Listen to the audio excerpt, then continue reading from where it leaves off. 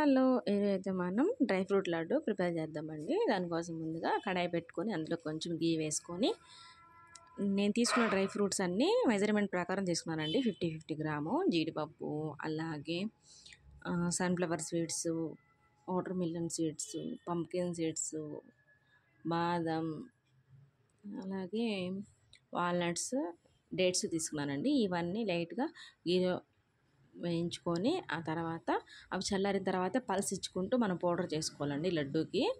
అంటే చిన్నపిల్లలు పెట్టేవన్నైతే మనం ఫైన్గా పౌడర్ చేసుకోవాలి.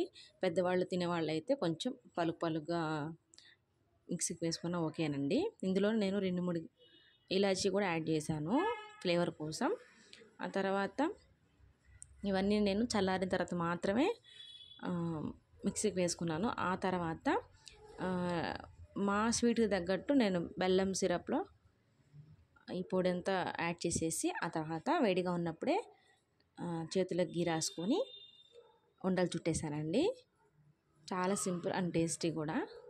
మీరు హెల్తీగా మీ పిల్లలకి చేసి పెట్టాలనుకుంటే కంపల్సరీగా ట్రై చేయండి. And do subscribe my channel.